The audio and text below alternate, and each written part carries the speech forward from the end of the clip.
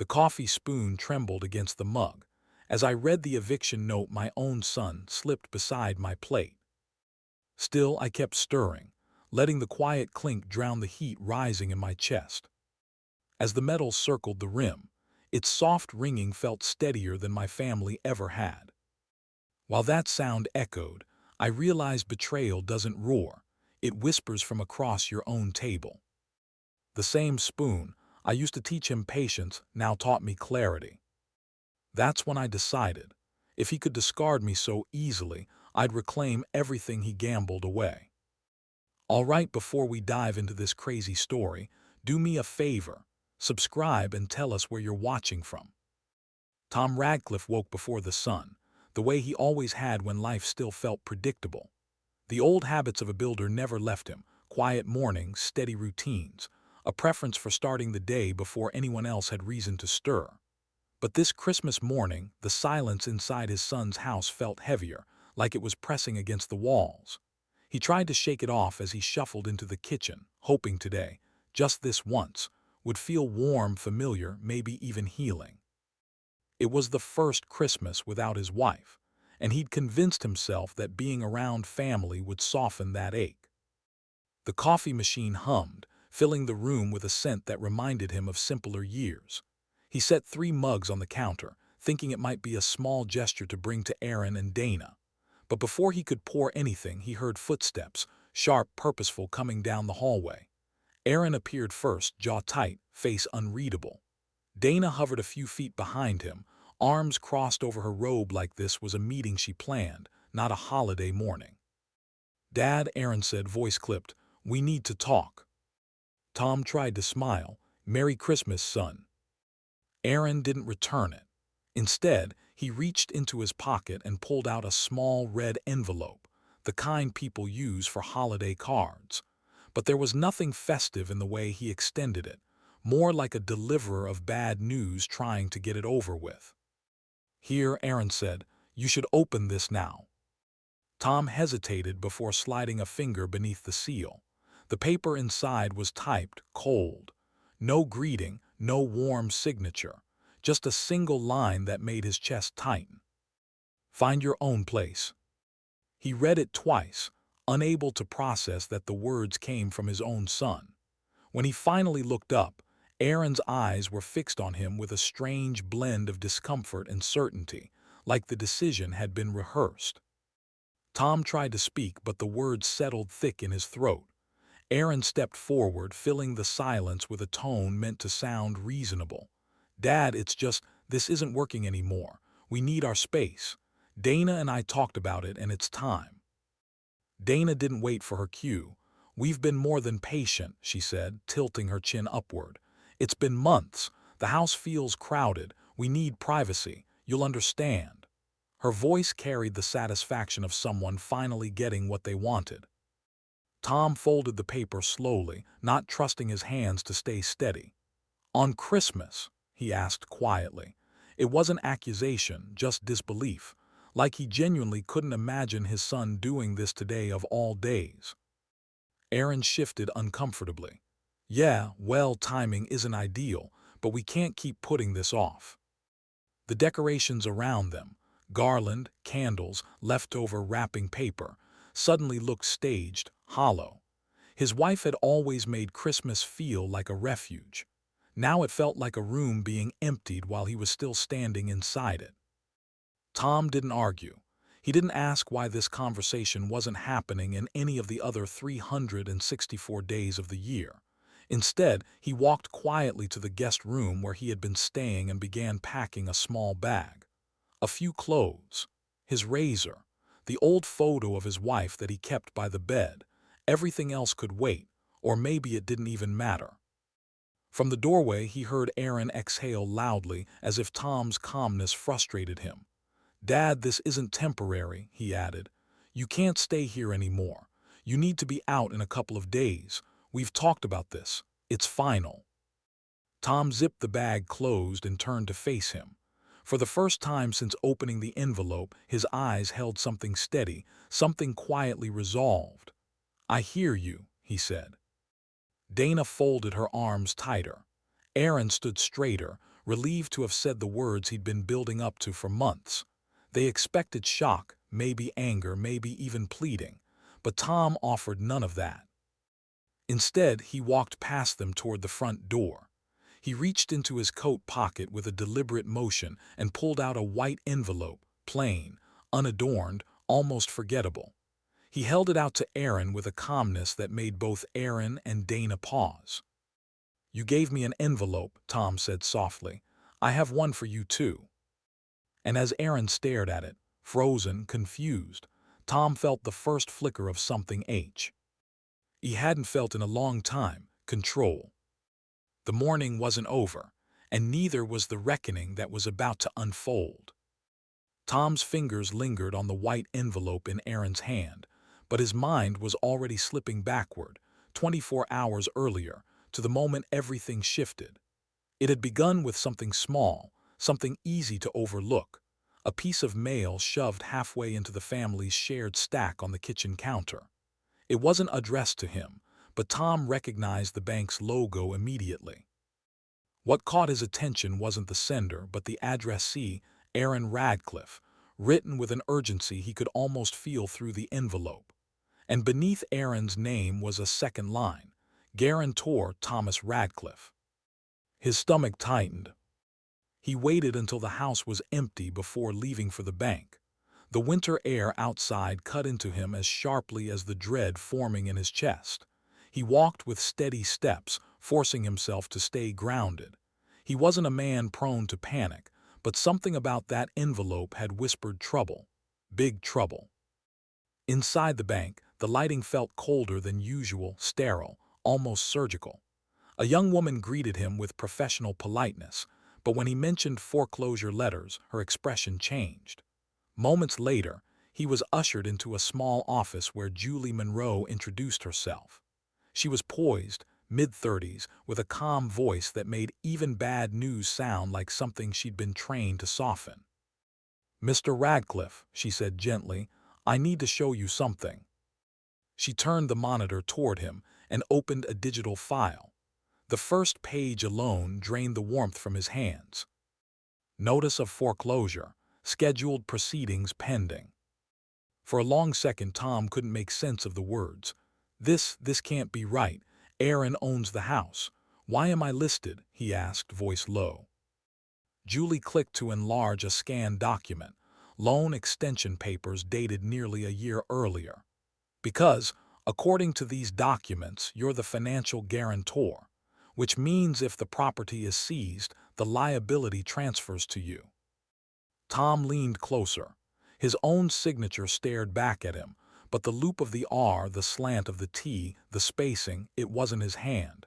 It was an imitation. A practiced one maybe, but still an imitation. "That's not my signature," he said quietly. Julie nodded as though she'd expected that answer. "We suspected as much. Payments have been missed for almost a year now. Someone has been requesting extensions under your name." Almost a year, 12 months of debt, 12 months of silence from the son he shared a kitchen with. A heat rose in Tom's chest, not anger at first, but a deep, hollow grief. He felt it settle behind his ribs like something breaking in slow motion. Julie kept her tone steady. "I'm sorry, Mr. Radcliffe, but this is serious. Whoever submitted these documents committed fraud." His son, his own son. For a moment, Tom just stared at the screen, forcing his breathing to stay even. He thought of his wife, of how she used to say Aaron was just stressed, that he'd grow out of reckless decisions. She never saw this. Maybe that was a mercy. Julie walked him through every document, every missed payment, every forged page. Piece by piece, the betrayal assembled itself with brutal clarity. When the meeting ended, she placed a printed packet into a large envelope and handed it to him. "Mr. Radcliffe, whatever you decide to do, please be careful. This is going to get worse before it gets better." Tom nodded, but inside he felt something settle, a cold, deliberate steadiness he hadn't felt in years. He didn't storm home. He didn't confront Aaron, not yet. Instead, he stopped at a small stationery shop on the way back. He bought a clean, plain envelope, the very one now in Aaron's hands, and slid the foreclosure notice inside. He sealed it with a single press of his thumb. He told himself he would wait until Christmas. One last day to see whether Aaron would give him honesty or whether the deception would continue. Now, standing in the present moment, in his son's living room filled with holiday decorations that suddenly looked like props, Tom felt the full weight of yesterday's discovery return. Aaron stared at the envelope Tom had just handed him, oblivious to the storm inside it. "What is this?" Aaron muttered, his voice forced, defensive. Tom didn't answer. He didn't need to. The truth was already trembling inside that thin white paper, ready to split their lives open. And as Aaron tore the flap, Tom felt the air shift, because the moment of reckoning he had been holding inside since yesterday was finally unfolding. Aaron didn't open the envelope slowly. He tore it like he expected a punchline, some dramatic gesture from a father who couldn't handle being told to move out. But the moment the first page slipped into view, the black lettering, the official seals, his expression froze. His eyes darted across the text, widening, narrowing, then denning again. The color drained from his face so fast it was as if someone had knocked the breath out of him. "What is this?" he whispered, though the words on the page answered the question plainly. Dana stepped closer, annoyed at first, then impatient when Aaron didn't respond quickly. "What? Just say it. What is it?" She snatched the paper from his trembling hand. Her eyes skimmed it, the irritation melting into a sharp shock. "Foreclosure," she said, her voice tightening. "Why does he?" She spun toward Tom. "Why do you have this? How do you even know about this?" Tom stood calm, almost unnervingly so, hands folded in front of him. "Because," he said softly, "your house is almost gone." The silence that followed wasn't empty, it was thick, stretching, cutting through the air like a blade. Aaron blinked rapidly, like he could undo the page simply by refusing to accept it. No, this isn't right. They said I had more time. They said things would bounce back." He looked at Tom as though the explanation should reassure him. "It's just the economy. Everyone's struggling." But Tom's eyes didn't waver. He had seen the truth yesterday. The missed payments, the extensions, the forged signature pretending to be his. "This has nothing to do with the economy," he replied, "and you know it." Aaron's mouth opened, searching for a defense he couldn't find. Dana stepped in instead, anger rising like a shield. "You had no right to go through his mail, no right to interfere in our private finances. This is exactly why we said you needed to leave. You make everything complicated." Tom let the accusation land, but it didn't change the reality in front of them. "I didn't interfere," he said quietly. "I found out because my name is on those documents. I'm connected to this whether I want to be or not." Dana scoffed. "You're ruining Christmas, do you get that? Today was supposed to be peaceful, and you're dragging drama into our home." The word home stung, but Tom pushed the feeling down. The truth didn't care about timing, and apparently neither did they, not when it came to throwing him out. He reached for his coat hanging by the door, the same coat he'd worn to the bank the day before, heavy with truth then, heavier now. "You've ruined the day," Dana repeated, her voice rising as if volume could shift blame. Tom slid one arm into his sleeve, then the other, taking his time. "I didn't ruin anything," he said quietly. "I'm just giving you information you deserve to know before it was too late." Aaron rubbed his forehead, pacing in small, frantic steps. "Dad, I can fix this. I can talk to the bank again. There has to be something. They can't just take our house." Tom watched the worry, the fear, the dawning understanding that this wasn't a problem he could charm or postpone. "They can," Tom said, "and they will unless you face the truth about what you've been doing." Aaron swallowed hard, avoiding eye contact. Dana waved her hands, trying to steer the moment back into emotional manipulation. "This is exactly why you should have left months ago. If you weren't here, none of this would be happening like this." Tom gave a small nod, not in agreement, but an acceptance that nothing he said would change her logic. He lifted the strap of his bag onto his shoulder. "I'll be out of your way in a moment." To them it probably looked like defeat, an old man retreating quietly, letting their anger fill the room. But inside, behind the steady expression and calm voice, something different had begun taking shape.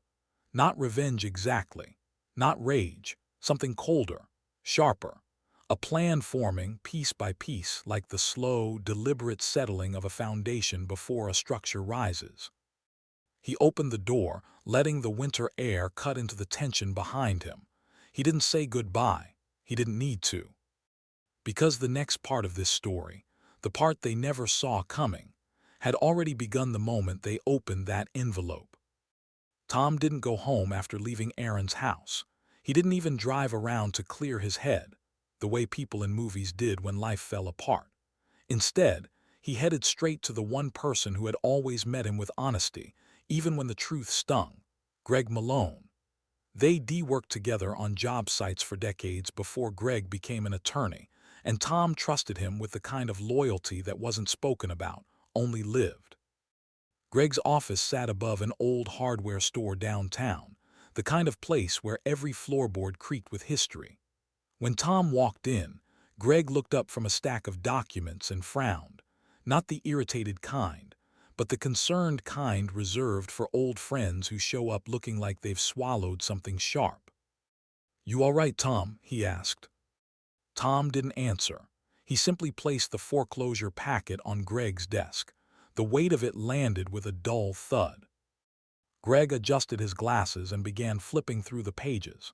His face remained neutral at first, but as he too arned each sheet, the calm shifted, tightening into something sharper.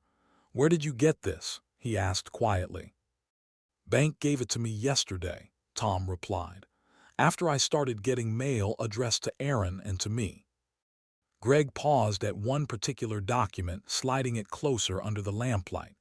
"This signature, right here, that's supposed to be yours." Tom leaned in. The loop of the R, the tilt of the T, he recognized the attempt, but it wasn't him. Not his stroke, not his spacing. A bad impersonation, but just close enough to pass casual inspection. "It's forged," Tom said. Greg nodded slowly, jaw tightening. "This isn't just one page. Look." He spread out 3 different loan extension forms. "These signatures are copied, same angle, same pressure. Someone printed or traced them, and all 3 list you as the financial guarantor."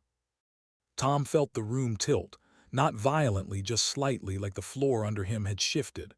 "For how much?" he asked. Greg exhaled through his nose. "About $180,000. The number hit harder than the betrayal itself. That amount wasn't just debt, it was risk.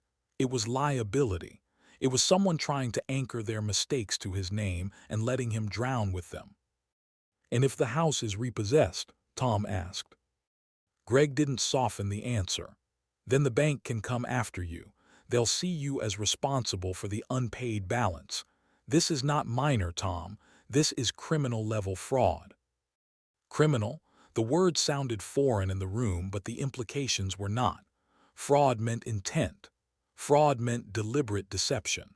Fraud meant his son hadn't made one desperate mistake. He'd mapped out a plan and signed his father's name to it. Tom sat back slowly, letting the truth settle. Betrayal didn't come all at once. It seeped through his ribs, chilling him from the inside. He remembered teaching Aaron how to build a birdhouse when he was 10, guiding his hand on the saw. He remembered co-signing on Aaron's first car when he was 19 because everyone deserves a start. He remembered his wife whispering, "Be patient with him. He'll grow." He had grown, just not in the direction she imagined. Greg watched him carefully. "Tom, listen to me. This isn't something you confront emotionally. You confront it strategically." He tapped the pages with the back of his pen. "Your son put you in a corner, and he's counting on you to react like a hurt father instead of a smart man. Don't give him that advantage." Tom rubbed his hands together, feeling the rough calluses that had built his life. Homes, fences, family stability.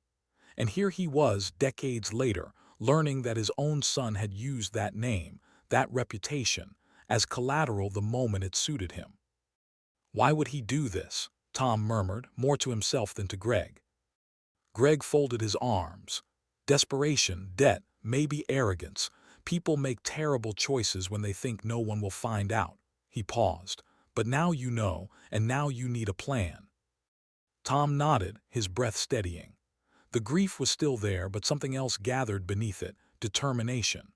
A quiet, methodical resolve that didn't rise sharply but built slowly, like concrete setting beneath steel. Greg leaned forward. Tom, I'll help you, but you have to promise me you won't act out of anger. Everything from here on needs to be by the book. You understand? Tom looked at the forged signatures again. The lies written in ink, the betrayal disguised as paperwork, and felt something inside him lock into place. I understand, he said.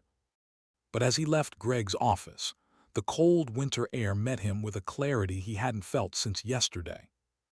Because now he knew exactly what he was up against, and exactly what he needed to do next. Tom returned to Aaron's house that evening with the same small duffel bag he'd carried out earlier, but the air he walked back into felt different now, thicker, denser, sharp around the edges. They had asked him to leave, practically shoved him out with a Christmas card that was really an eviction notice. And yet for the moment he stayed. Not because he wanted to, because Greg had told him he had to. Legally, it mattered. Position mattered. Everything from this point forward would be about strategy, not emotion. He stepped into the hallway quietly. Dana was in the living room, her voice drifting through the space with the pitch of someone who needed every word to be heard. I swear, Aaron, I can't keep doing this, she snapped. Your dad's medical costs, his prescriptions, the groceries, everything is going up because he's here. It's draining us. We're drowning because we have another adult to take care of. Tom paused just out of sight.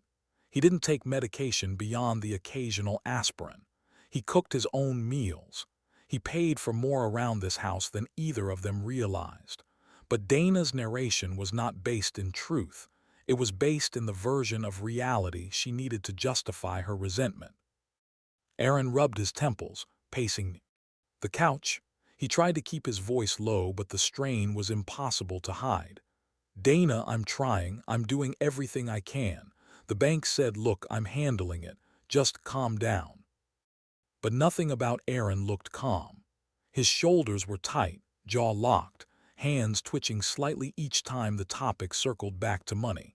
He looked like a man trapped inside the consequences he'd built brick by brick, now realizing the structure was collapsing and he didn't know where to stand. Tom stepped farther in. The moment Dana noticed him, she fell silent, though her glare spoke enough. Aaron attempted a neutral expression, the kind a guilty man wears when he doesn't want to be questioned. Dad, he said stiffly, we didn't know you were back. I won't be in the way, Tom replied simply, just going to my room. Dana huffed under her breath, loud enough to register, quiet enough to deny. Tom didn't respond. He had no interest in sparring with someone who believed inconvenience was a wound and accountability was cruelty. Inside the small guest room, he closed the door and allowed himself one slow breath. Not to calm down. He wasn't angry yet. No, what sat inside him now was colder, more precise. A kind of focus that came only after you'd accepted the truth about people you loved. His phone buzzed. Greg. Did you tell them anything yet? Greg asked. No, Tom said, not yet. Good, don't leave that house, Tom. Not until I tell you. As long as you're living there, you're legally protected from certain moves they might try. And trust me, people who commit fraud rarely stop at one bad decision. Tom leaned against the dresser, letting the words settle. How long do I need to stay? As long as it takes, Greg answered. You're not a guest there anymore, you're evidence. Tom nodded. He didn't like the way that sounded, but he understood. All right, I'll stay. When the call ended, he set the phone aside and began doing something he hadn't done before. He started paying attention, really paying attention. He opened the drawer where the household mail often ended up, unpaid bills, final notices, statements. It didn't take long before he found the cracks Aaron tried so hard to hide. Credit card bills stacked in thick envelopes, utility shut-off warnings, medical debt that wasn't his, and then additional bank mail addressed to both Aaron and himself. He carried the stack to the bed and began sorting through them, page by page, the weight increasing with every opened envelope. There were debts he didn't know existed, loans that weren't mentioned, extensions that didn't match the story Aaron and Dana told anyone who asked. The sheer volume of the mess stunned him, not the irresponsibility itself, but the lengths Aaron had gone to hide it. This wasn't a single mistake. This was a pattern, a long one, and Tom was woven deep into it without ever agreeing to be. He sat back, the papers fanned across the comforter like evidence from a crime scene. The truth was undeniable now. Aaron had been collapsing financially for far longer than anyone admitted. And if the forged signature had been the first line crossed, these documents showed all the others that followed. He thought briefly of the boy he once raised, the one who used to beg him for just one more hour in the workshop, one more project, one more chance to impress him. That boy was gone. Or maybe he had grown into this version slowly, silently, while Tom and his wife kept hoping he'd course correct. Down the hallway, Aaron and Dana's voices picked up again, no longer muffled by restraint, sharp now with blame and panic. They argued about bills, deadlines, the auction they hadn't yet told each other was approaching. Tom listened, expression unmoving. Because tonight wasn't about heartbreak anymore. It was about understanding just how deep the hole went, and what he would need to do to climb out of it alone. And as he looked at the final stack of overdue notices, he realized the truth with icy clarity. The debt was far worse than he ever imagined. And the reckoning ahead would be, too. Tom woke the next morning with a heaviness that didn't come from lack of sleep, but from the weight of everything he'd uncovered the night before.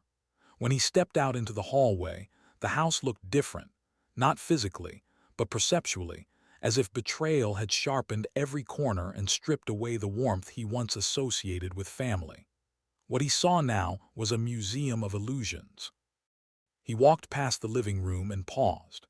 Stacked beside the entertainment center were unopened boxes, designer shoes, high-end electronics still in shrink wrap, a blender that cost more than his first tool set. On the coffee table sat a luxury brand catalog marked with sticky notes, each one highlighting items that had no place in the life Aaron claimed they were barely affording. The contradictions were everywhere now that Tom knew where to look. It was like discovering rot beneath fresh paint. He moved toward the dining table and noticed a credit statement left half-hidden under a placemat.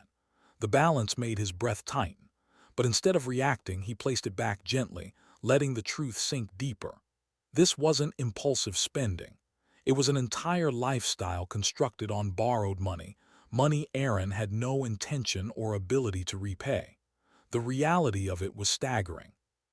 Aaron entered the room moments later, rubbing his face like someone wrestling with too many lies at once. "Dad," he muttered, avoiding eye contact. "Rough night, huh?"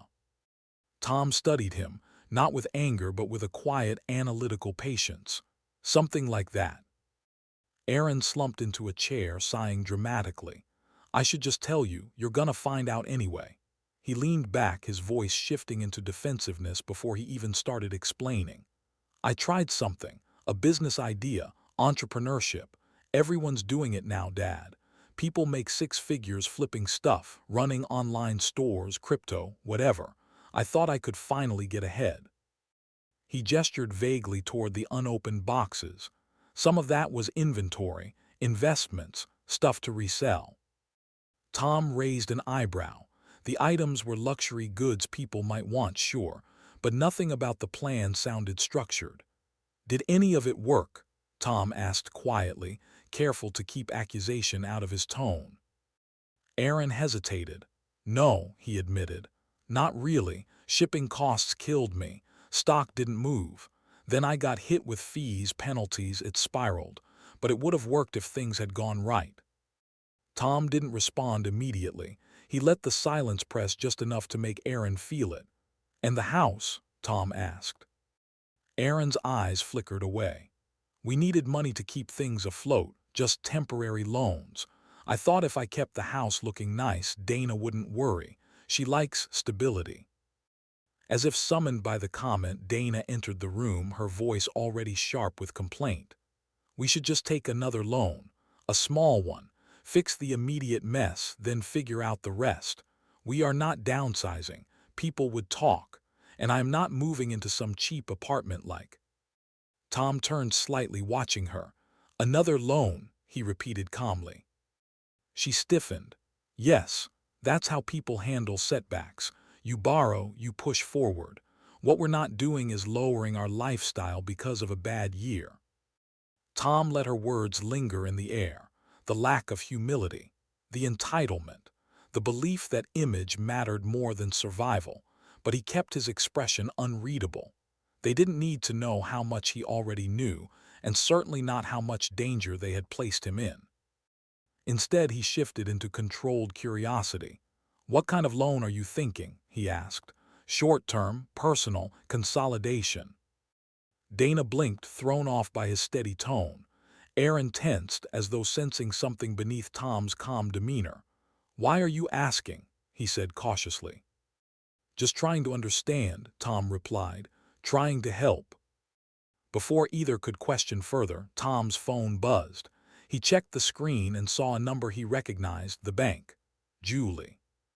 "I need to take this," he said, stepping into the hallway. Her voice came through gently but firmly. "Mr. Radcliffe, we need to verify more documents connected to the mortgages. I'm afraid more signatures appear inconsistent. Would you be willing to come in discreetly?" Tom felt a slow knot form in his chest. "How many documents?" he asked. "A lot," she admitted, "and some tie back longer than you may realize." He closed his eyes briefly. He already suspected the situation was bad, but Julie's tone suggested something much broader, much deeper. "I'll meet you," he said. "Tell me when." After ending the call, he stood still for a long moment, listening to the muffled voices of Aaron and Dana in the kitchen, still arguing, still deflecting, still blind to the storm closing in. He returned to the room with a composed expression. Aaron looked at him expectantly, but Tom simply nodded once, neither challenging nor reassuring. Because now, the truth was no longer a matter of betrayal. It was a matter of scale.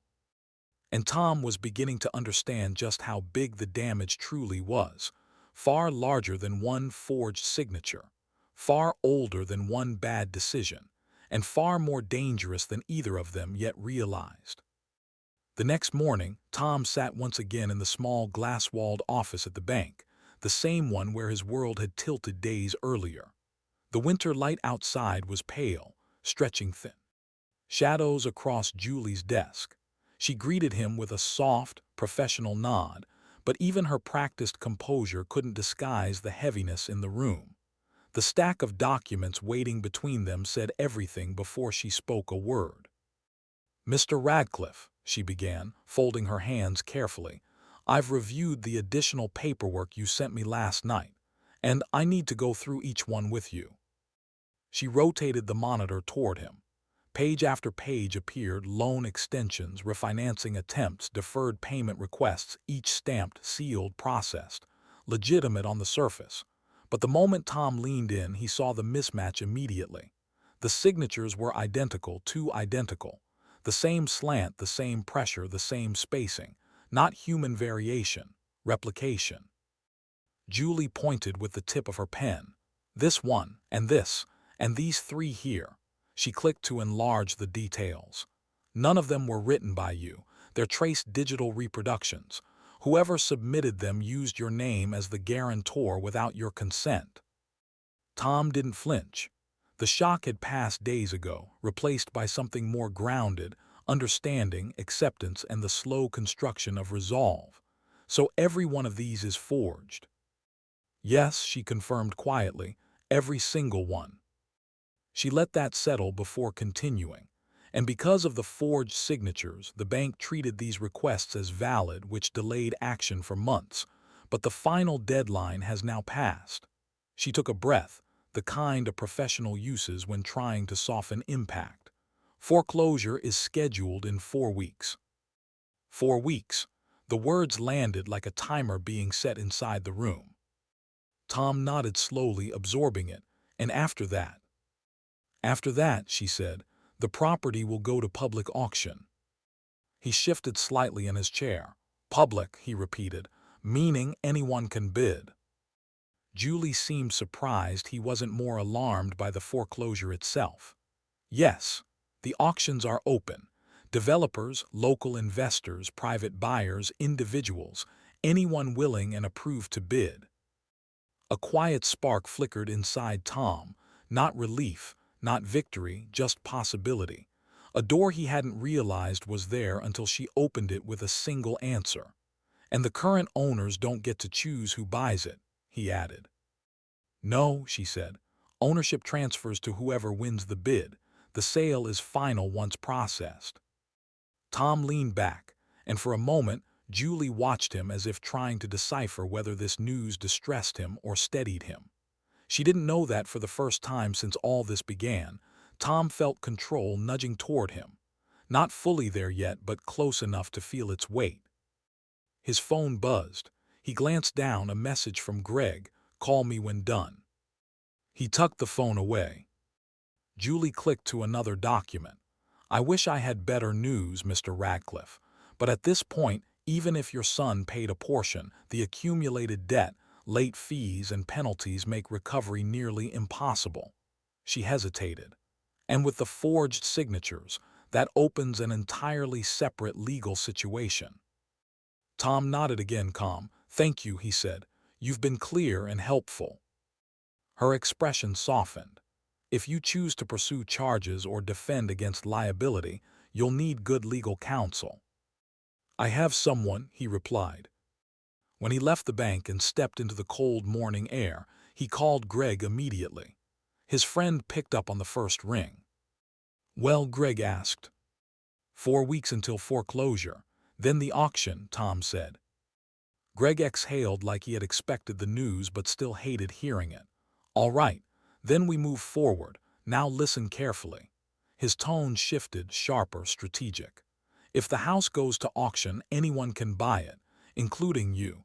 And if you buy it, you regain legal control over the property and separate yourself from the fraudulent debt." Tom stopped walking. "You're saying I could take back the house?" "I'm saying," Greg replied, "that buying it through the right structure could protect you and put every consequence squarely where it belongs. But you can't tell Aaron or Dana. Not now. Not at any point before the sale. If they find out, they'll interfere." Tom stared across the street, watching cars drift past through faint flurries of snow. The idea seemed unreal for a moment. Buying the very house his son was losing because of the deception that was meant to ruin him. But then the logic settled, firm and steady. "This isn't revenge, Tom," Greg continued. "This is survival. This is reclaiming what they tried to put in jeopardy under your name." Tom's jaw tightened, not with anger but resolve. "I understand." "Good," Greg said.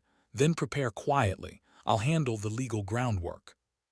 Tom ended the call and stood still, breath forming pale clouds in the cold. 4 weeks. 4 weeks until everything shifted. 4 weeks until the house that had been used to trap him could become the very thing that freed him. And as he turned toward his truck, 1TR. Settled in fully. Aaron didn't know it yet, but the balance of power had already begun to tilt. 2 days after the meeting with Julie, Tom sat in Greg's office again. The windows rattled faintly from winter wind, and the lamp on Greg's desk cast a warm circle of light over a growing pile of documents. Greg wasn't speaking yet. He was studying, reading, flipping back and forth between pages with attention Tom had learned to respect. When Greg was quiet this long, it meant the truth was worse than expected. Finally, Greg exhaled. Not loudly, but in a way that made Tom's shoulders tighten even before the words came. "Tom," he said slowly, There's a second mortgage. The room felt suddenly narrower. A second mortgage, Tom repeated, on top of the one already in foreclosure. Greg nodded, sliding a set of papers across the desk.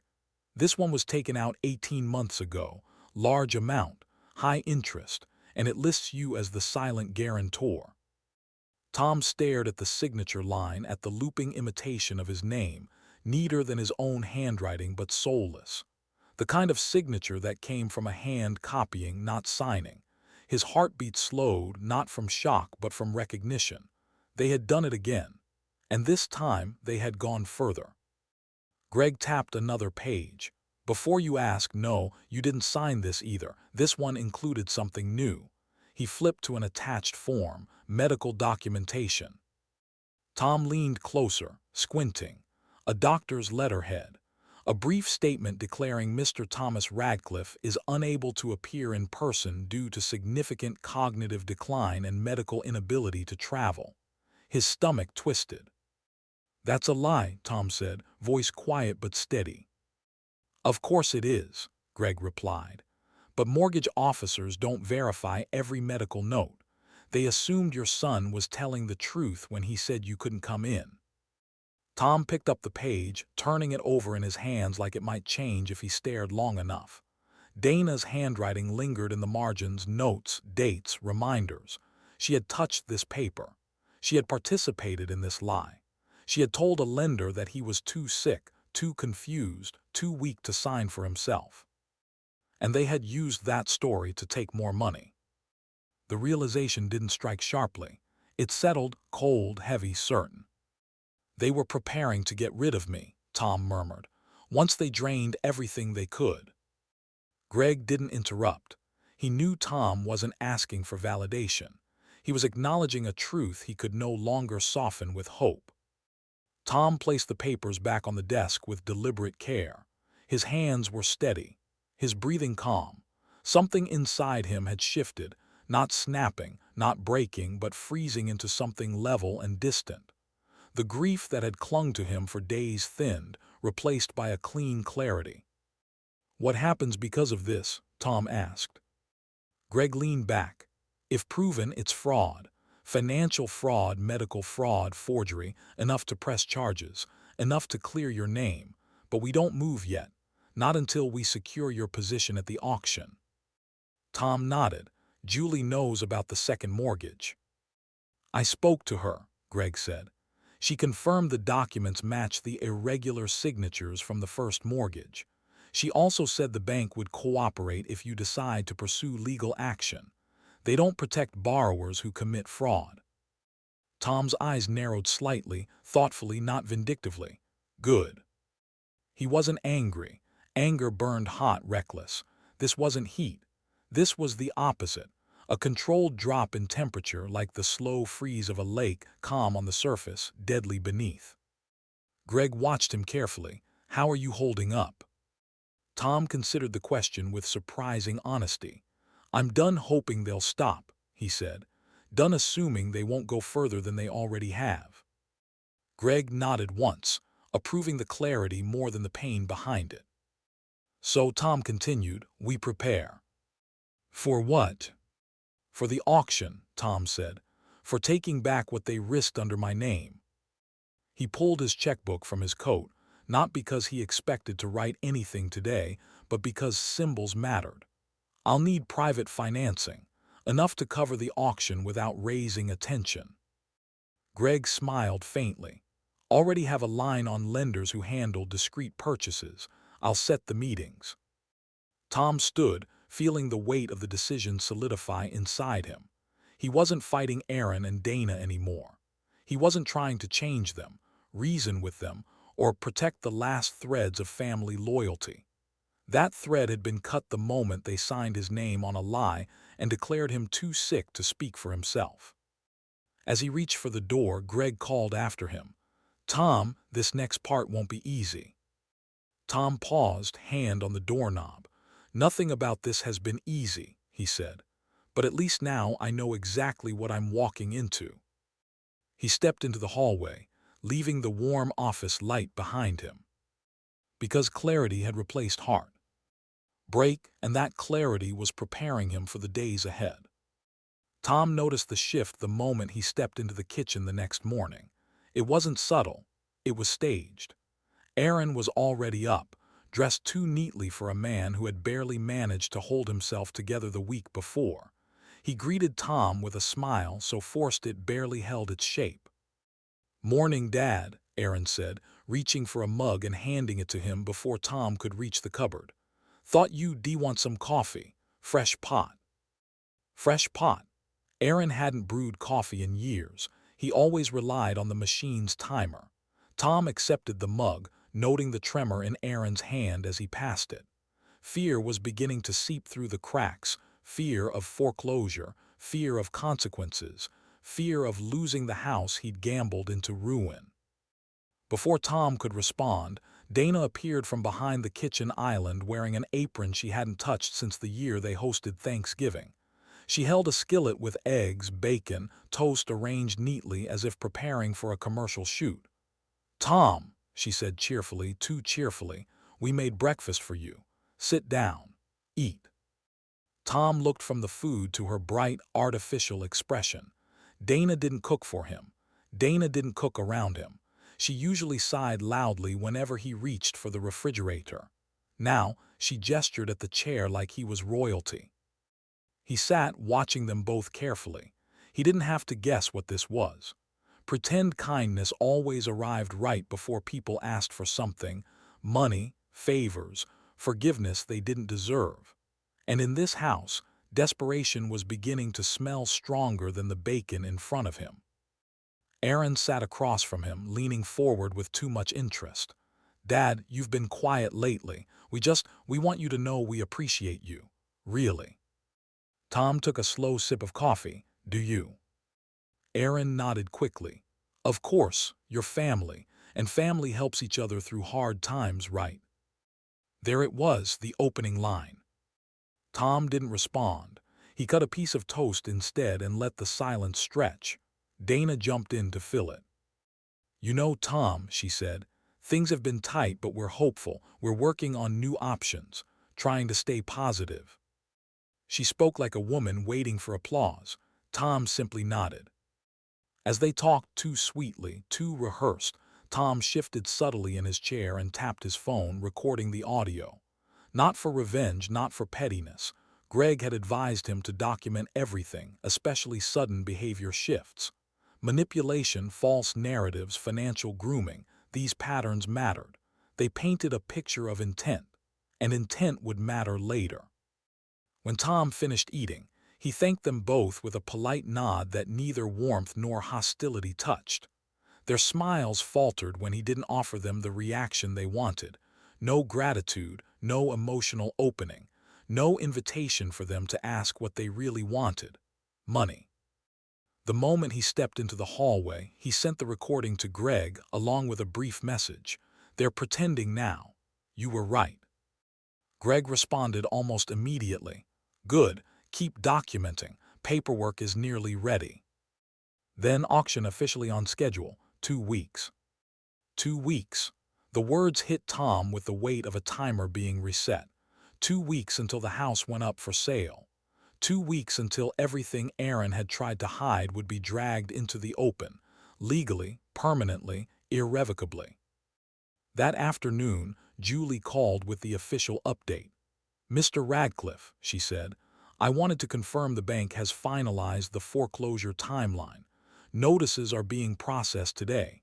The auction is set exactly 2 weeks from Friday." Her tone held sympathy, but Tom didn't need comfort. He needed clarity, and she provided it. "Thank you, Julie," he said. "Please keep me informed." "I will, and I'm sorry it's come to this." "So am I," Tom replied, though not for the reason she assumed. As the day stretched into evening, the mask of kindness began cracking. Aaron paced around the house, muttering under his breath about collectors, interest rates, and how everything was unfair. Dana spent half the afternoon scrolling through real estate listings, complaining loudly that nothing in their budget was acceptable. Their version of budget didn't include reality. It never had. But what stood out most was what neither of them did: Take responsibility. Not once. Aaron stormed into the kitchen later, slamming a cabinet. I don't know how we're supposed to survive this, he said. The bank is impossible. They don't understand what we've put into this house. Tom didn't look up from the receipts he was reviewing. They understand exactly, he said calmly. They have every document. Aaron froze, caught off guard by the calm certainty in Tom's voice. He didn't ask what Tom meant. Maybe he was scared of the answer. Tom set the papers aside and stood, his face unreadable. The grief of the past days was still inside him, but something else had grown stronger, resolve, steady, cold, unshakable. Because now the countdown had begun. 2 weeks until the auction. 2 weeks until truth replaced pretense. 2 weeks until the kindness act shattered completely. The first call came at 8 in the morning. The second at 8:30. By noon, the phone in the kitchen was ringing every 15 minutes, each shrill burst cutting through the house like a blade. Tom could see the tension tightening around Aaron's eyes every time the screen lit up with another unknown number or another bolded final notice flashing across the caller ID. Dana flinched at each ring as if the sound itself accused her. By the time the fifth collector left a voicemail, Dana snapped.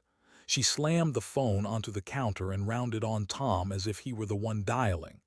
"This started when you began digging around," she hissed. "Ever since you started asking questions, ever since you went to that bank, everything's gotten worse. You're bringing bad energy into this house, Tom. You're attracting it."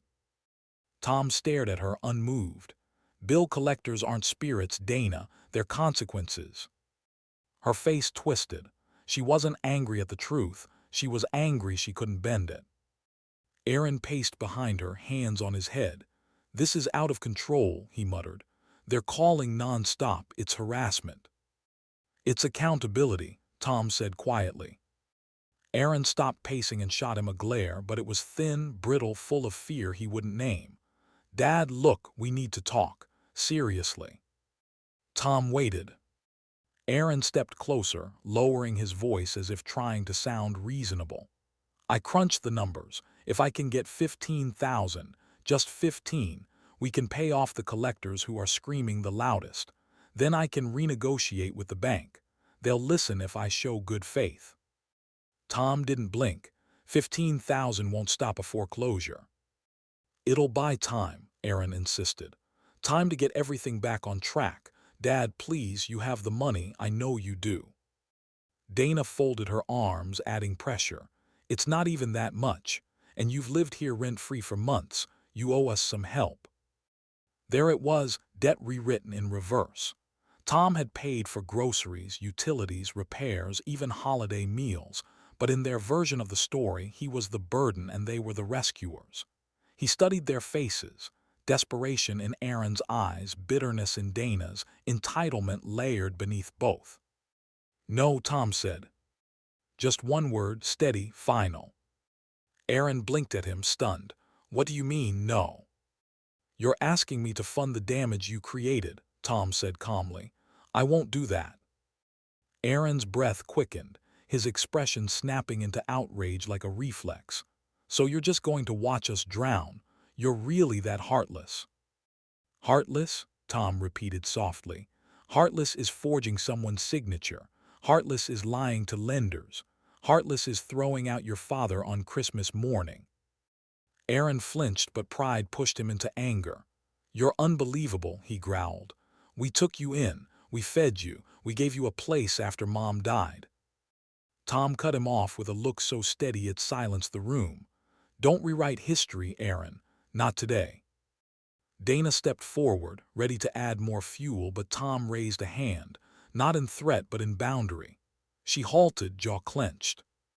The house felt smaller suddenly, as if the truth itself was crowding them against the walls. Outside, the Christmas wreath still hung on the front door, its bright ribbon a sharp contrast to the unraveling inside. Tom walked past them, heading to the guest room. He pulled a small cardboard box from under the bed, the last of his belongings. He had kept it ready for days now, waiting for the moment when pretending became unbearable for all of them. He placed inside the few remaining items: a folded sweater, a razor, a photo of his wife he kept by the nightstand. Nothing else tied him to this house anymore. Not physically, not emotionally. The threads that once held them together had frayed long before today. They had simply become too obvious to ignore.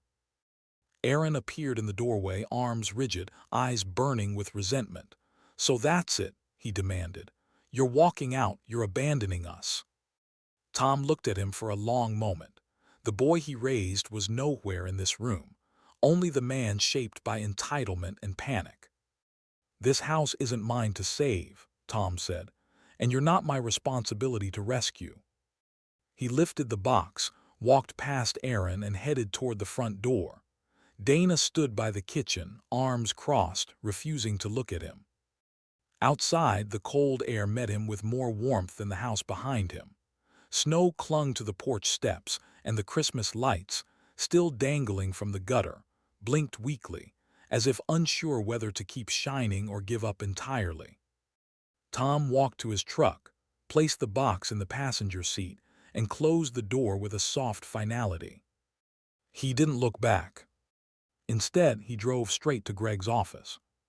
Because the time for watching was over. The time for executing the final steps had arrived. Greg's office felt different this time, not tense, not chaotic, but focused, like the quiet before a well-planned strike. Papers were neatly stacked, a folder already waiting for Tom on the desk.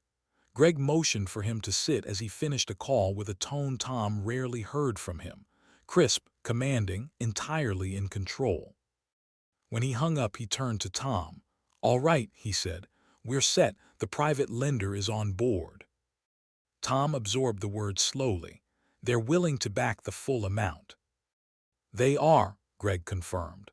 "It's a private equity group that handles discrete property acquisitions. No questions, no chatter. Your name won't appear anywhere until the deed is transferred after the auction. And even then, we can route it through the LLC." Tom nodded. It wasn't relief he felt. Relief was for people still hoping for good outcomes. What settled in his chest instead was readiness. The kind that came after too much loss, too much betrayal, leaving only resolve. Greg pushed the folder toward him.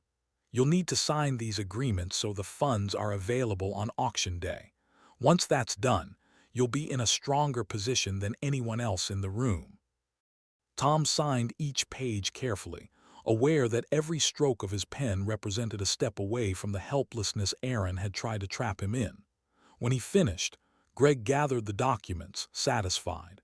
"Now we verify everything on the bank's end." Later that afternoon, Tom met Julie at the bank. She ushered him into the same office, but today she had 3 binders open, each labeled with a foreclosure stage. Her expression wasn't cold, but it wasn't soft either. She dealt with facts, and the facts were grim. "I want you to see the full timeline," she said, clicking through the files. "The foreclosure is fully processed. Notices have been sent. Court authorization is complete. And the auction 2 weeks exactly." Tom reviewed every page she showed him. Dates, signatures that weren't his, payment failures, letters ignored, warnings unopened. A chain of decisions that had been spiraling long before he'd ever seen the first envelope on Aaron's counter. When they finished, Julie closed the binder gently. "Mr. Radcliffe," she said, "I know this hasn't been easy, but you're doing everything right, and for what it's worth, I'm glad you're protecting yourself." He thanked her and left, stepping into the cold afternoon. Snow flurries drifted lazily around him, peaceful in a way his life was. Across town, the atmosphere inside Aaron and Dana's home was nothing like the quiet outside. They were unraveling fast. Dana was pacing the living room, clutching her phone. "They denied it," she snapped. "Again, they won't approve anything. What are we supposed to do?" Aaron slammed a drawer shut. "I'm trying. I applied for another extension this morning." "Under your name?" Dana demanded. Aaron hesitated. "Under Dad's." Tom didn't need to be in the room to imagine the rest. Dana's panic turning to anger, Aaron defending himself with excuses, both of them digging deeper into the same hole they'd been falling into for months. But the banks weren't playing along anymore. The forged documents had triggered flags across multiple systems. Every application tied to Tom's identity was instantly denied. And every denial pushed them one step closer to the truth they refused to face. Meanwhile, Greg was building the other side of the story. In his office, he sorted through digital copies of forged signatures, medical documents, timestamps, and email trails. Each piece was added to an evidence record thick enough to make any prosecutor pause. "This isn't just negligence," Greg told Tom during a late evening meeting.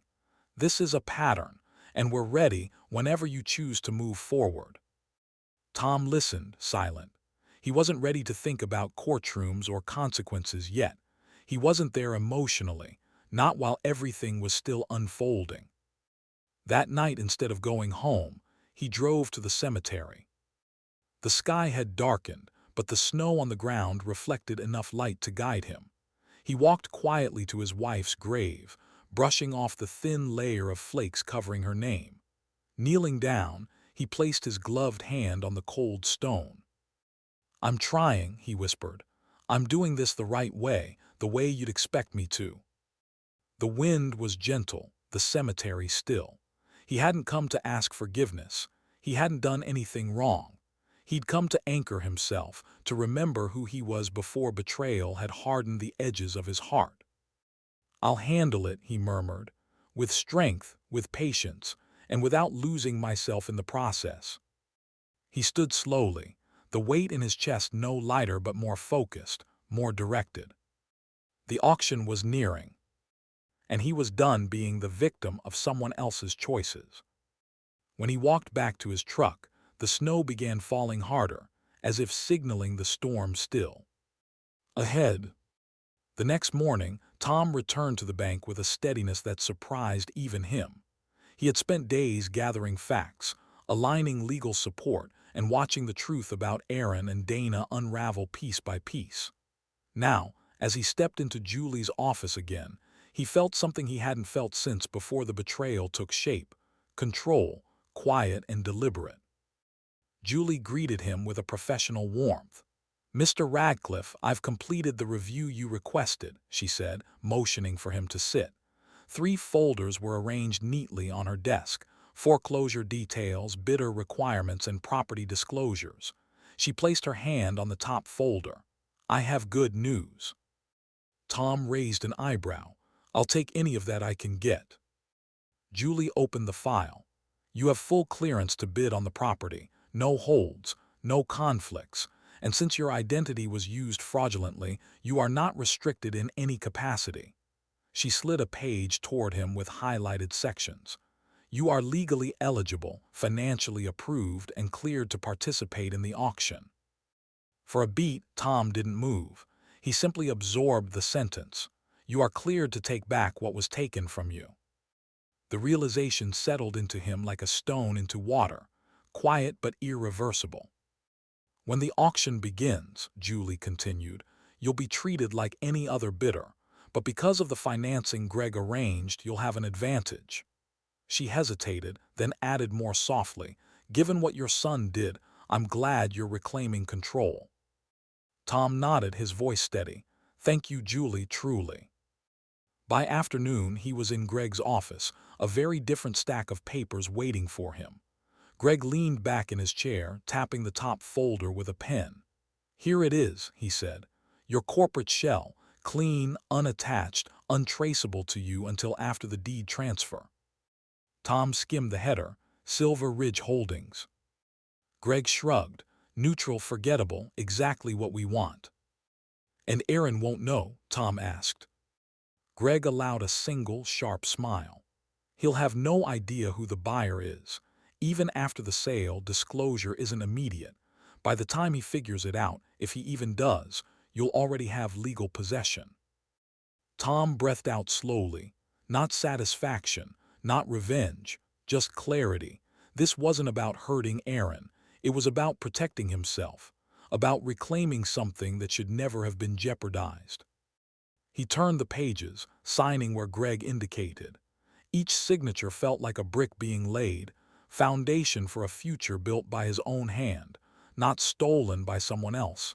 S. When the last document was signed, Greg clasped a hand on his shoulder. It's airtight, Tom, legally flawless. They can't block you, challenge you, or manipulate around it.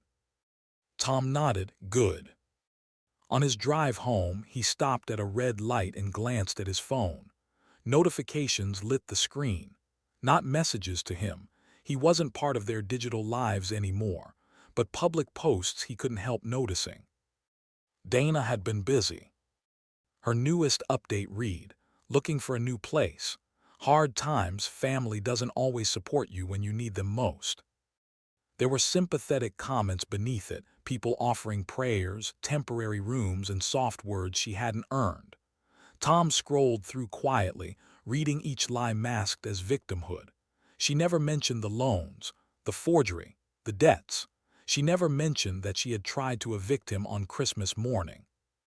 He put the phone down, neither angry nor surprised. Denial was the last defense of people who couldn't accept responsibility. Let her post. Let her blame him. None of it could stop what was coming. That evening, he returned to Greg's office for one final check. The lights were low, the building quiet, most workers already gone home. Greg reviewed every file with the precision of someone who refused to let anything slip through the cracks. Tom, he said finally, looking up, I want you to hear this clearly. Everything is solid. Your financing is confirmed. The LLC is clean.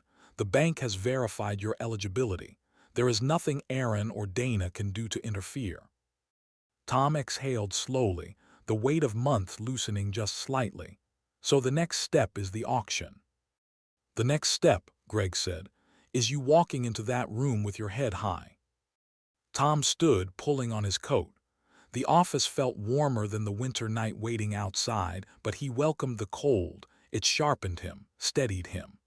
As he reached the door, he paused for just a moment, taking in everything that had led him here. The betrayal, the lies, the forged documents, the manipulation, and now the turning point.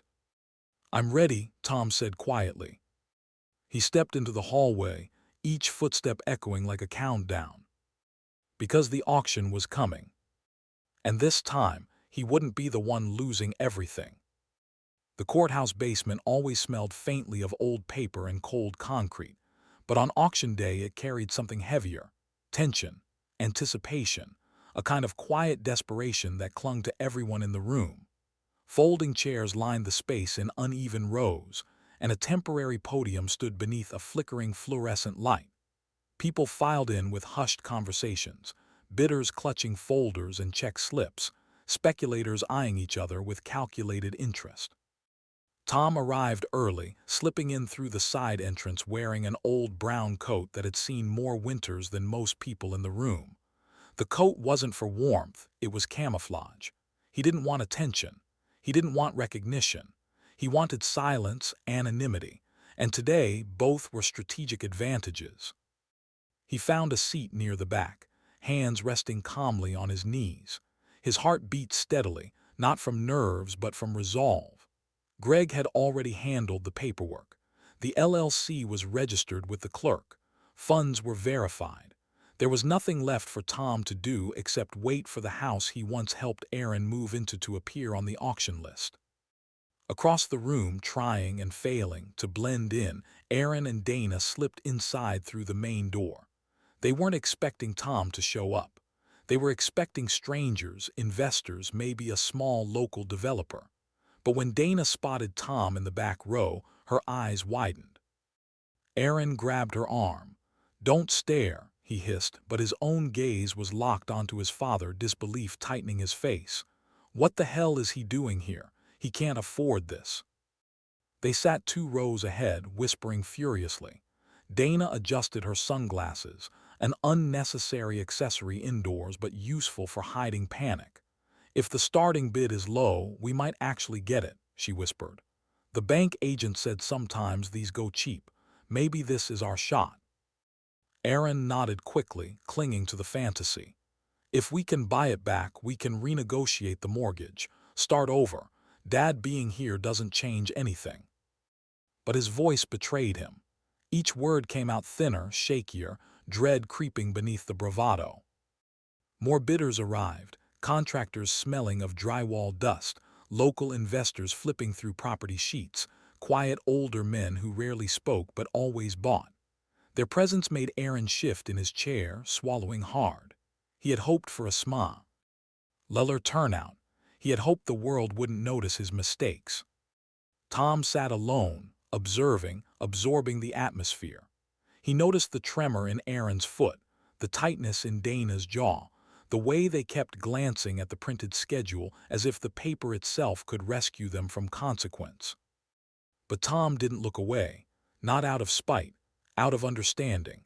This was the moment the truth finally became undeniable for them. The auctioneer stepped up to the podium, tapping the microphone twice. All right, folks, let's get started. First property, Radcliffe Residence, foreclosure lot number 12. Aaron froze. Dana's fingers dug into his arm.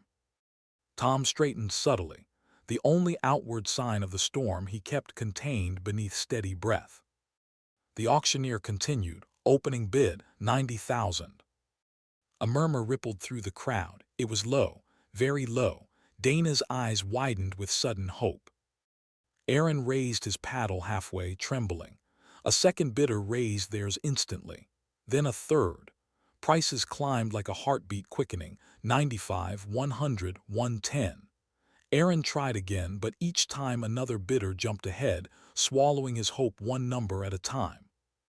Dana leaned close, whispering urgently, "Keep trying, just keep trying." But Aaron's bids came slower now. His confidence was dying in real time. And Tom said nothing. He didn't move, he didn't raise a hand, not yet. When the price passed 130, Dana's hope cracked. When it reached 150, Aaron lowered his paddle entirely, shoulders collapsing. "He can't be here," Aaron muttered through clenched teeth, eyes flicking back toward Tom. "He's too broke to be here." Tom didn't respond. Not aloud. His silence was a calm refusal to participate in their narrative, their assumptions, their excuses. The auctioneer scanned the room. 160, do I hear 165? Finally, calmly, without fanfare, a representative from Silver Ridge Holdings, the LLC Greg created, raised a paddle. The room shifted, attention narrowed. 165 from bidder 19, the auctioneer announced. Do I hear 170? Silence. Aaron looked around desperately as if begging someone, anyone to outbid them, but no paddle lifted. 165, going once, going twice. Tom closed his eyes for a brief second, a breath, a promise kept to himself. Sold to Silver Ridge Holdings. The gavel struck the podium with a sharp crack that echoed across the room like the break of a long, brittle lie. Dana whipped around in her chair, terror and confusion warring on her face. Who the hell is that? Aaron scanned the room again, but he didn't look in the right direction, because the man who just bought his house didn't raise a paddle. The man who bought it sat quietly in an old coat, watching everything fall exactly where it needed to. Tom stood slowly, steadying himself. The auction was over. But the real reckoning was still ahead.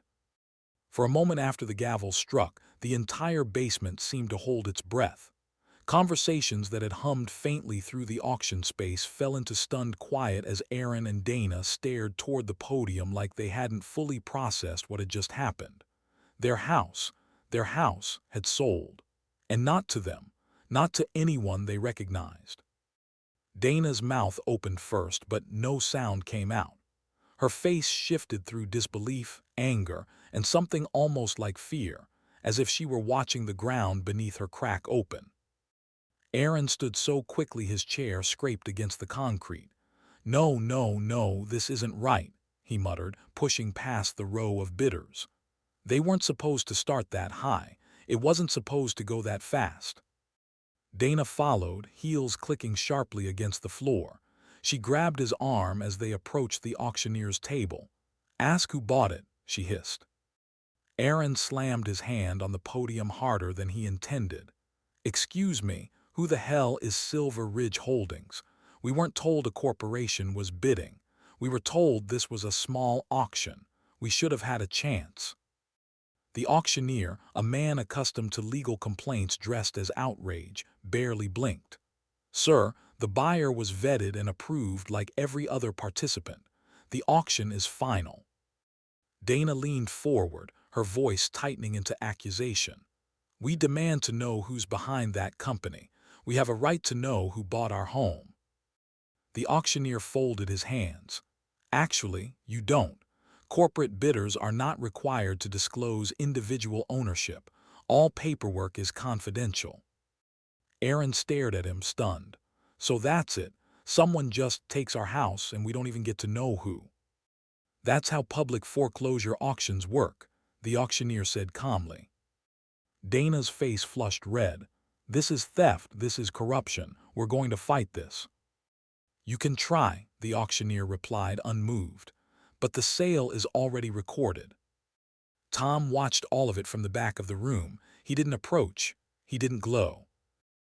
He didn't even allow himself the satisfaction of seeing their shock unfold. He simply rose from his chair, pulling his old coat tighter around him, and walked toward the exit with quiet, measured steps. He passed behind them without a word. Neither of them noticed. Their world was collapsing in real time, and the man they thought they had discarded was slipping out the door while they scrambled for explanations they would never find. Outside, the cold air hit him like a cleansing breath. Snow dusted the sidewalk, and the courthouse steps were slick with winter quiet. Greg emerged moments later, pulling his scarf tighter. "It's done," he said. Tom nodded. "The deed." "Processing," Greg replied. "You'll have preliminary confirmation by tomorrow, full transfer within the week." He paused, studying Tom's expression. "How do you feel?" Tom looked back at the courthouse doors, but not with triumph. "Tired," he said simply, "and relieved, and sad." Greg didn't try to correct him. Sadness made sense. Even justified betrayal carried a cost. They walked toward Tom's truck. Before getting in, Tom paused. "I want to see the house today," he said, "before anything changes." Greg nodded. "I'll meet you there." Tom drove alone. The closer he got, the more memories pulled at him, not fragile ones but heavy ones. The first time he painted the living room with Aaron when he was 19. His wife planting tulips beside the porch. Family cookouts, Christmas lights, the echo of footsteps from people who once felt connected. The driveway was empty when he arrived. The curtains were still drawn. The yard, though winter bare, still held the traces of a life that had once felt full. Tom stepped out of the truck slowly, taking in every detail. He walked up the front steps, touching the railing he'd helped tighten the year Aaron moved in. He looked through the front window. No lights on, no voices, no warmth radiating from within. The house was quiet. Too quiet. He pictured the laughter that had once spilled through its rooms, his wife's hand in his, telling him they'd done right by their son. He pictured Aaron at 5 years old, running circles around him in the backyard. He pictured the young man who had so much potential before pride and panic and entitlement twisted him into someone Tom could hardly recognize now. He swallowed, the ache sharp but clean. Because even now, even after the forgery, the eviction, the lies, part of him still wished things had ended differently. Greg pulled up behind him and approached with a gentle caution. "You okay?" Tom nodded, "More than I expected." Greg stood beside him, hands in his coat pockets. "This place won't feel empty forever. Give it time." Tom let out a slow breath. "I don't want revenge, Greg. I just want clarity, and I think today gave me that." He stepped back from the window, the cold biting through his coat but sharpening his focus. This house wasn't just a symbol of everything he'd lost. It was becoming the foundation of what he would rebuild. And the next step, telling Aaron, was coming sooner than either of them were prepared for. The knock came early, loud, authoritative, the kind of sound that made every window in the house vibrate. Aaron froze at the kitchen table, mid-sip of coffee, while Dana peeked over the railing of the stairs with wide, startled eyes. Another knock, firm, impatient. Aaron opened the door with a forced smile already forming, but the greeting died on his tongue when he saw the sheriff standing on the porch, a clipboard in hand and an official envelope tucked beneath it. "Aaron Radcliffe?" the sheriff asked. "Why, yes," Aaron stammered. "I'm serving you a court-authorized notice. You and all occupants are required to vacate the premises within 72 hours. He pressed the document into Aaron's chest and, with practiced efficiency, taped a bright orange notice directly onto the front door. The paper flapped in the cold wind like a warning flag. Dana rushed down the stairs. "What is that? What is he doing? Aaron, what is that?" Aaron tore the paper from the door, eyes darting across the text. "Eviction," he whispered, then louder, panicked. "Eviction? This can't be right. This can't be happening." "It's final," the sheriff said. "The property has been transferred to the buyer. I'm just delivering the notice." "What buyer?" Dana demanded. "Who bought our house? This must be a mistake." The sheriff simply tipped his hat. "You'll need to contact the courts. Have a good day." And then he walked away, leaving behind a silence so heavy it felt like the house itself was exhaling its last breath. Dana rounded on Aaron immediately. "Call someone, call the bank, call the auction people, call anyone." But Aaron, trembling, reached for his phone with only one name in mind. "Tom." He dialed once, straight to voicemail. He tried again. Voicemail. He texted short, frantic messages. "Dad, please pick up. There's an eviction notice on the door. We're getting kicked out. We need to talk. You have to help." No response. Dana snatched the phone and called Tom herself. "You need to answer," she yelled into the receiver when it beeped to voicemail. "You can't just vanish. We're losing our home because of you. Do you understand that? Because of you." She hung up and screamed, a sharp, raw sound that ricocheted through the living room. "The system is broken," she shouted at no one and everyone. "This is corruption. This is illegal. Someone is doing this to us on purpose." But beneath her fury was fear, a fear she refused to name. Aaron sank onto the couch, fingers pressed against his forehead. "This isn't fair," he muttered. "We were supposed to have more time. The bank said they'd work with us. The auction wasn't supposed to go that high. Somebody sabotaged us."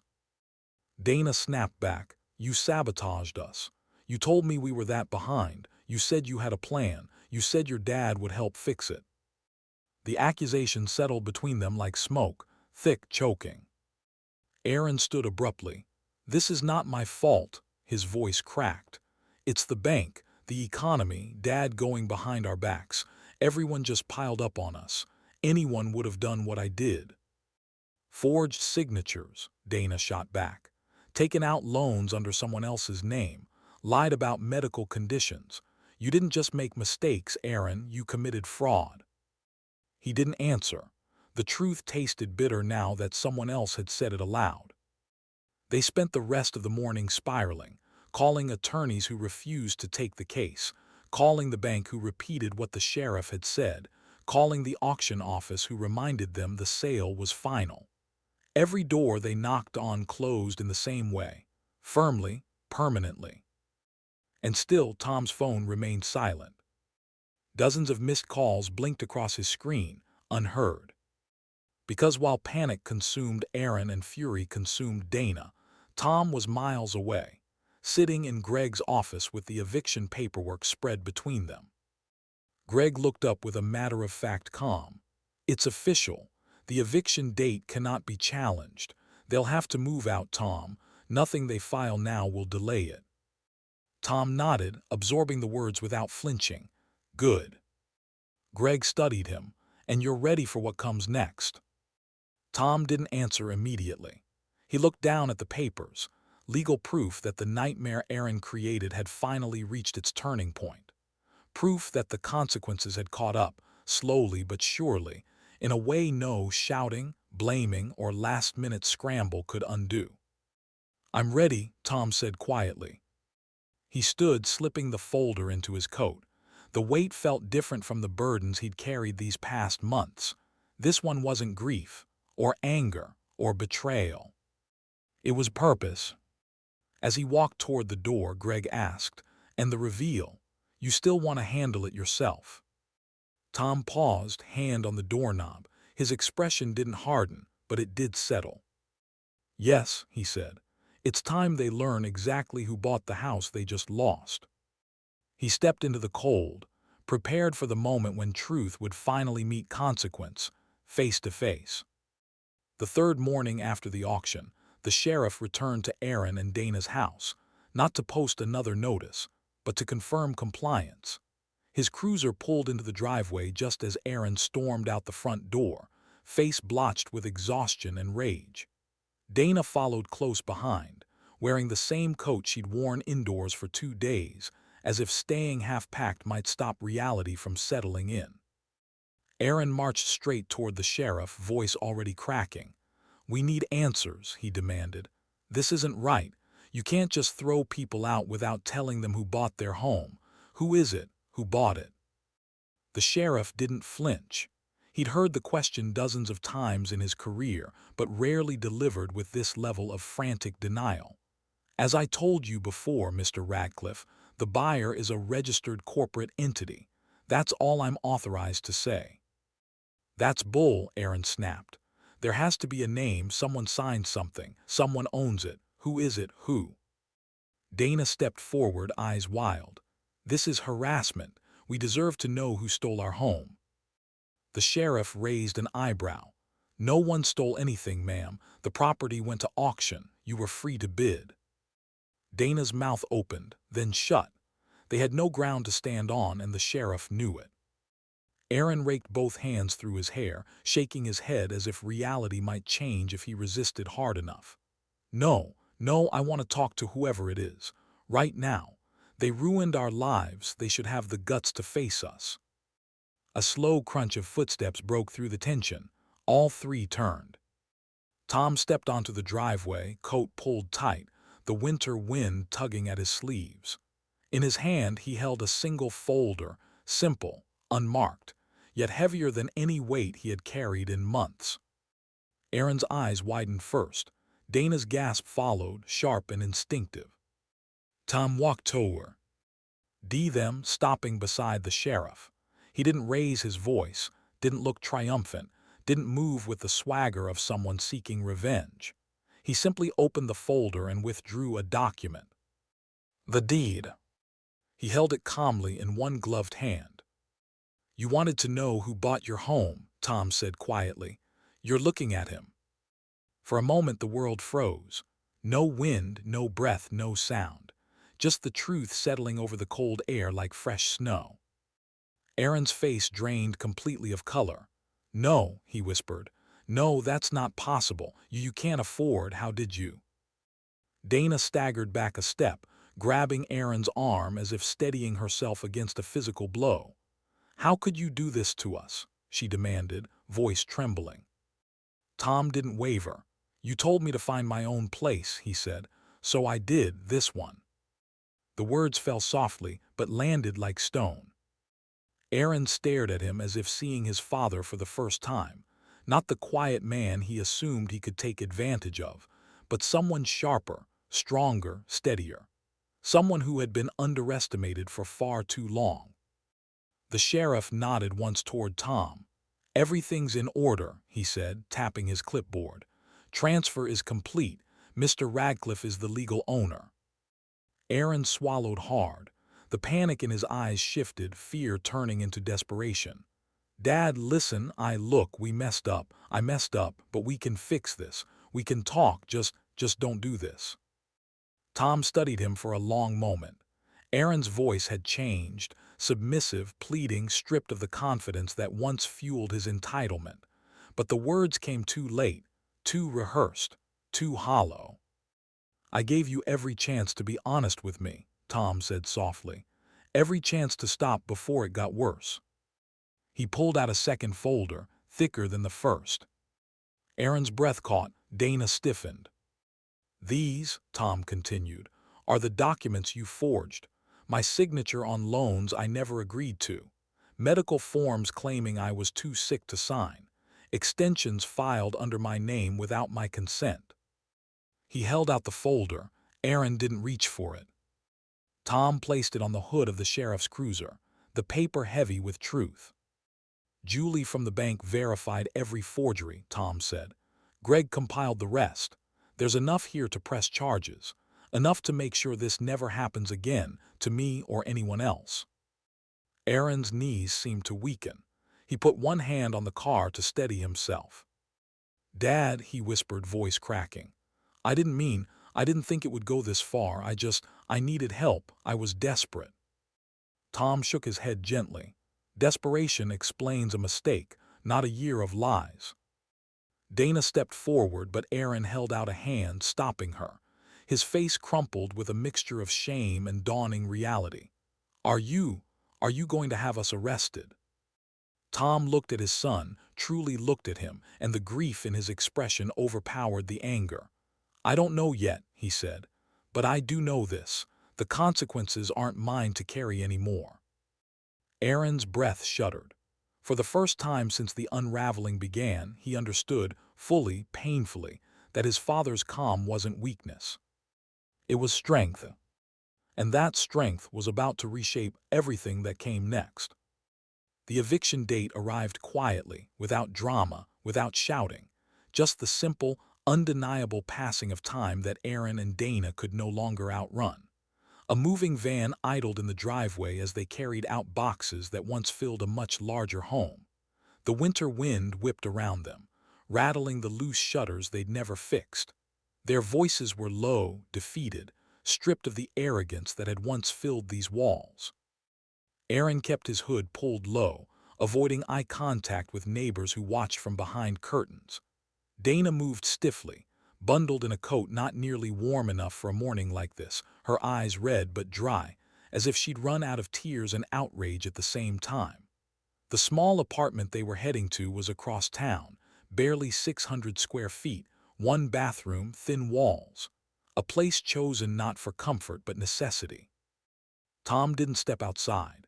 He didn't come to the window. He didn't supervise. He simply stayed away, because at this stage distance was the only boundary strong enough to protect what he'd reclaimed. When Aaron called later that afternoon, the call went unanswered. When Dana texted a long message blaming the bank, the system, stress, fate, anything but themselves, Tom didn't reply, not out of pettiness but necessity. Healing required space and accountability required silence. Greg understood that before Tom even said it aloud. When they met later in the week, Greg placed a stack of finalized documents on the table between them. "It's done," he said. "Every legal measure is in place. New identity security protocols, fraud flags tied to your name. Anything submitted under your information now requires in-person verification. They can't touch you financially again. No one can." Tom nodded, slowly flipping through the pages. The precautions Greg had put in place created an invisible barrier around him, one forged not in anger but in survival. "Thank you," Tom murmured, "for all of this." Greg waved the gratitude off, though his expression softened. "You did the hard part, Tom. You walked through hell with your head high. Not everyone can do that." In the days that followed, the world around him adjusted to the truth of what had happened. Julie called from the bank one afternoon, her voice warm for the first time in weeks. "Mr. Radcliffe, I wanted to say congratulations," she said. "Not just on the property, but on protecting yourself. Most people in your position don't fight back or don't know how. You did both." Tom smiled faintly. "I had good people helping me." "And good instincts," she added. "The system doesn't always catch this behavior, but you did." After the call, Tom walked through the now empty rooms of the house, his house, taking in the silence that no longer felt hollow. The living room where yelling had echoed weeks earlier now felt still, peaceful. The walls, though scuffed and chipped, held potential instead of strain. He paused in the kitchen, where the aroma of his wife's Christmas dinners once lingered long after the oven cooled, and rested a hand on the counter. "Still a good house," he whispered. The next morning, a white truck pulled into the driveway, contractors Greg had recommended. Tom met them outside, explaining what needed to be done. A new roof patch, updated plumbing, fresh paint, maybe sand the hardwood floors back to their original shine. As the workers scattered across the property, measuring, marking, pulling old nails from the porch railing, Tom found himself breathing easier. Every improvement felt like one more piece of his life being rebuilt, not the life he lost, but the life ahead. Later that week, as he swept the walkway, two neighbors strolled over, Ellen from across the street and Mr. Hawkins from the corner lot. They carried warm expressions, not gossip or pity. "We heard what happened," Ellen said gently, "and we just wanted to say you handled everything with more grace than most people could." Mr. Hawkins nodded. "A lot of folks would have blown up, made a scene, but you were calm, steady, you did the right thing." Tom thanked them quietly, humbled. Their words didn't erase the grief or betrayal, but they did something else. They reminded him that dignity mattered, even in the hardest moments. As evening fell, he stood on the freshly repaired porch, watching the last bit of daylight fade behind the trees. The house no longer looked like a battlefield. It looked like possibility. For the first time in a long time, Tom felt something close to hope, not fragile, not forced, but earned. This house, once a symbol of everything taken from him, was becoming a second chance. A new chapter, a place where he could rebuild, not just walls, but the parts of himself that had bent under the weight of his son's deception. And as he locked the front door for the night, he realized the next chapter was finally his to write. Winter thawed slowly that year, but inside Tom's house, his house, the transformation came faster. The contractors worked steadily, ripping out old wiring, replacing cracked tiles, sanding down decades of wear from the wooden floors. Tom was there for nearly every moment of it, not hovering, not directing every move, but participating. Hands-on when he could be, observing with a craftsman's eye when he couldn't. He patched small sections of drywall himself, smoothed caulk along window panes, replaced the porch light fixture with one his wife once picked out in a catalog but never got to install.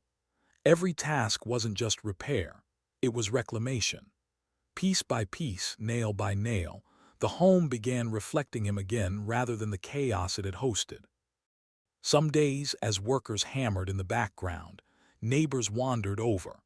They remembered him, not as the quiet man Aaron had tried to portray as a burden, but as the builder who helped repair broken fences after storms, the man who shoveled snow from the sidewalks of elderly residents without being asked. Mrs. Carter from 2 houses down brought a thermos of coffee one afternoon. "I'm glad you're back where you belong, Tom," she said warmly. "This house suits you, always did." Another neighbor, Mr. Hawkins, stopped by later in the week. "Heard about everything your son put you through," he said, scratching his beard. "Wasn't right, but you handled it better than most." He handed Tom a box of old tools he no longer used. "Thought you'd make better use of these than I can now." Tom accepted the gesture with quiet gratitude. These simple, honest interactions felt like scaffolding, support returning to his life, one steady piece at a time. Greg visited frequently during the renovation, keeping Tom updated on filings, deadlines, and final confirmations. One afternoon, as they stood in the newly painted living room, inhaling the scent of fresh beginnings, Greg asked, "Have you thought about what you want to do with the house long-term?" Tom wiped excess paint from a brush before answering, "I have." Greg leaned against the doorframe. "You know, with the upgrades, this place could rent for good money, could even be passive income, might take the pressure off you in retirement." Tom considered the suggestion. It made financial sense, practical sense, but something in him resisted, quietly but firmly. "I'm not renting it out," Tom said. "I'm staying." Greg nodded, not surprised. "It's a good choice, a strong one." "It's home," Tom answered simply. Later that evening, after Greg left and the workers packed up for the day, Tom sat alone in the kitchen. The room, brightened by new cabinets and freshly sealed countertops, felt open again.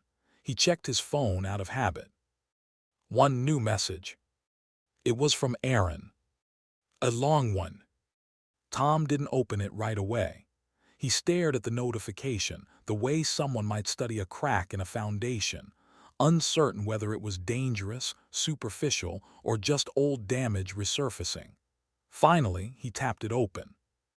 The message was nearly a wall of text, apology mixed with excuses, regret tangled with justification. Aaron wrote about stress, fear, pressure, confusion. He apologized for the forgery but softened it with phrases like "I wasn't thinking straight" and "I never meant to hurt you." He apologized for the eviction. Note but added, "Dana pushed me and we were overwhelmed." He ended with a plea. "I want to rebuild our relationship, Dad. Please talk to me."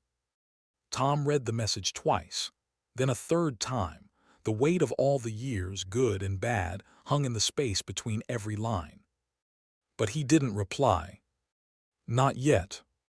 Some wounds needed time, some needed boundaries, and some needed silence, not as punishment but as protection. Instead, Tom set the phone aside and grabbed his jacket. He had a place to be. The construction training center sat at the edge of town, an aging warehouse converted into classrooms and hands-on workspaces. Greg had mentioned their volunteer program, and after everything Tom had been through, the idea had lingered, passing through his mind with increasing frequency until it felt less like a suggestion and more like a calling. Inside, he found young adults and older workers alike learning basic carpentry, electrical safety, framing technique. The air smelled of sawdust and possibility.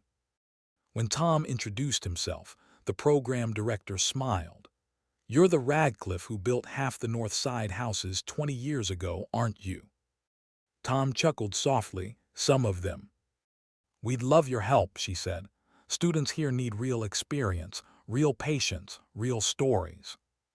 He stayed for hours, teaching proper grip on tools, showing how to measure boards twice before cutting, explaining what patience looked like in a craft that rewarded precision over speed.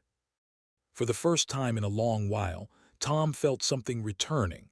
Not the past, not forgiveness, not closure. Confidence. Not loud, not showy, not triumphant. Quiet, steady, familiar. The kind that had always lived inside him, long before betrayal tried to bury it. As he walked out of the center that night, the cold air didn't sting the way it once did. Renovation had begun inside the house, but now, slowly, it was beginning inside him too. The coffee shop was quiet that afternoon, the kind of small-town place where the clinking of cups echoed gently and conversations softened in the warmth of roasted beans and low music. Tom chose a corner table, far from the windows, where the late winter light wouldn't make either of them feel exposed. He sat with his hands wrapped around a mug, not for the heat, but for the grounding. He had agreed to this meeting only after days of thinking, days of silence, days of building the emotional distance he needed to speak clearly. Aaron arrived late. He walked in with shoulders rounded and eyes swollen from lack of sleep. His clothes looked rumpled, as if he'd thrown them on without thinking. He spotted Tom instantly and paused, just for a heartbeat, as if bracing himself for impact. Then he approached, sitting across from his father with a mix of shame and desperation etched onto his face. "Dad," Aaron whispered, "thank you for agreeing to see me." Tom nodded once. "Sit, Aaron." They sat in a silence that wasn't hostile, but wasn't easy either. A silence shaped by everything that had happened, everything that had broken. Aaron leaned forward, elbows on the table. "I don't even know where to start," he said, voice cracking. "I messed up. I know I did. I was stupid and selfish and scared. And when things started falling apart, I just kept hiding it. I thought if I could fix it before you found out, it wouldn't hurt you. I thought I could make it right." He blinked rapidly, eyes filling. "But instead I dragged you into a mess you never deserved." Tom listened without interrupting. He didn't need to correct anything. Aaron was finally speaking the truth without disguises. "I didn't mean to hurt you," Aaron continued. "I didn't mean to betray you. I didn't mean half the things I said. I just—" His voice broke completely and he covered his eyes with his hand. "I'm sorry, Dad. I'm so sorry." Tom let the apology settle, raw, uneven, imperfect but real. When he finally spoke, his voice was steady, not cold. "Aaron, forgiveness is possible." Aaron breathed out shakily, relief flickering across his face. "But," Tom added, leaning in slightly, "trust is not automatic." Aaron froze. Tom continued, his tone firm but not cruel. "Forgiveness is something I can work toward. Trust is something you will have to earn if it ever returns at all. What you did wasn't a mistake. It was a pattern. It was deliberate. It hurt me deeply and it put my entire future at risk." Aaron lowered his head. Tom wasn't finished. "If we are to have a relationship moving forward, it will be on my terms, not yours. You will not use my name for anything. You will not ask for money. You will not lie to me or manipulate me or involve me in your finances ever again." Aaron nodded, tears dripping onto the table. "And there will be distance," Tom added softly. "For my well-being, for clarity, for healing. You and I will speak occasionally. Not daily, not weekly. We will rebuild slowly. If you can't accept that, then this conversation ends here." Aaron looked up, eyes red but He nodded again, this time with acceptance instead of desperation. "I understand," he whispered. "I'll do whatever you need. I just want a chance." Before Tom could respond, the bell over the door jingled sharply. Dana walked in. She marched up to the table without a greeting, without hesitation, without even a glance at the emotional wreck of a man sitting across from Tom. Her voice sliced through the quiet cafe. "So this is where you've been," she snapped at Aaron. Then she turned on Tom.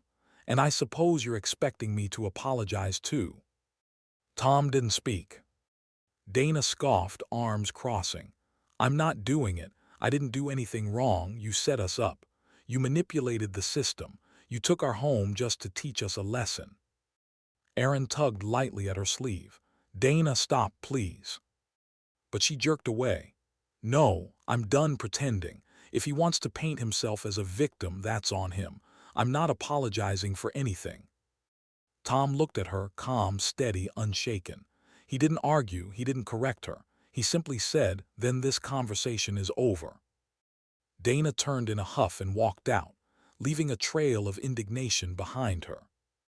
Aaron stood halfway, torn between following her and staying seated. Tom spared him the choice. "Go," he said gently. "You need to handle your life now, both of you." Aaron hesitated, then nodded slowly. "Thank you for hearing me out."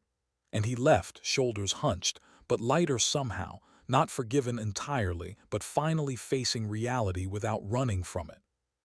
Tom watched him go. No triumph, no satisfaction, just a quiet closing of a long, painful chapter.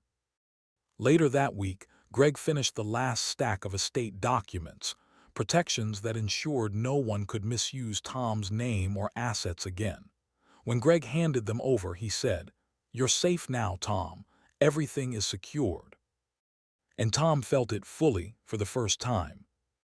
That night, standing in his newly restored home, he placed the documents in a drawer and exhaled slowly, deeply. This part of the story was ending. Emotionally, legally, personally. Tom was closing the door. A year later, the house looked nothing like the place Tom had been forced out of on Christmas morning. The walls were painted warm earth tones, the floors refinished to a deep, honeyed shine, and the porch lights glowed gently against the soft snowfall drifting across the yard. It felt lived in again, steadied, grounded, quietly strong. It felt like him. On this Christmas morning, Tom stood in the living room with a box of ornaments at his feet. Some were old, the ones he and his wife had collected over decades of holidays. Others were new, simple wooden pieces he'd carved at the construction center with students who'd become friends. Each ornament he lifted carried a meaning that felt richer than anything he'd known the year before. He placed a small carved bird near the top of the tree and paused, letting the moment settle. The house was warm, filled with soft conversation, filled with people who had shown up not out of obligation but out of mutual respect. Julie arrived first, carrying a platter of pastries and tapping the snow off her boots. "This place looks incredible," she said, eyes sweeping the renovated space.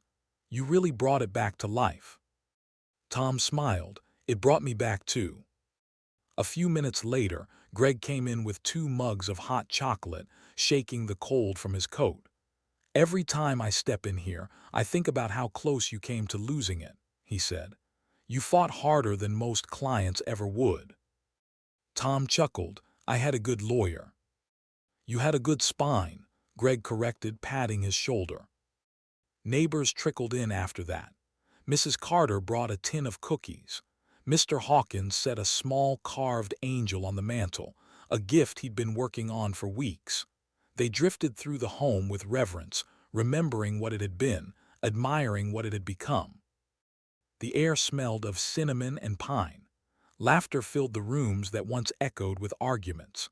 Snow outside fell in soft waves, muting the world into something peaceful and slow.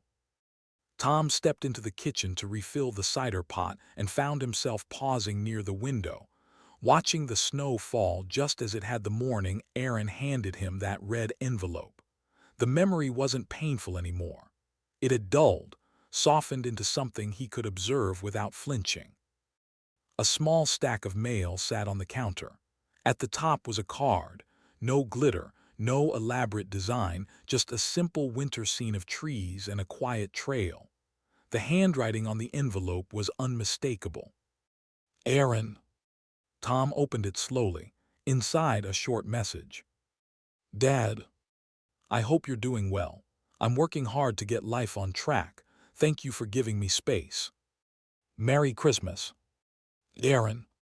No excuses, no requests, no manipulations, just a small step, a respectful step, a distant one but in the right direction. Tom closed the card and placed it gently beside the others. There was no ache in his chest this time, no anger, no bitterness, just a quiet acknowledgement of progress, imperfect but honest. He returned to the living room where Julie and Greg were discussing new paint colors, and neighbors were sharing stories. The tree lights reflected in the windows, mixing with the glow of falling snow outside. "Tom," Julie called from across the room, "come join us, we're taking a picture." He stepped forward, the warmth of the room enveloping him like a soft blanket. For the first time in years, Christmas didn't feel like something he was enduring. It felt like something he was choosing, something he had rebuilt, something he had earned. As the group gathered near the tree, Greg nudged him with a smile. "Feels different this year, doesn't it?" Tom nodded, completely. He glanced around the room, the home he saved, the people who stood by him, the peace that had replaced turmoil. And as the camera beeped before capturing the moment, Tom felt the weight of the past fall quietly behind him. Last Christmas, they tried to throw him out. This Christmas, he stands exactly where he belongs.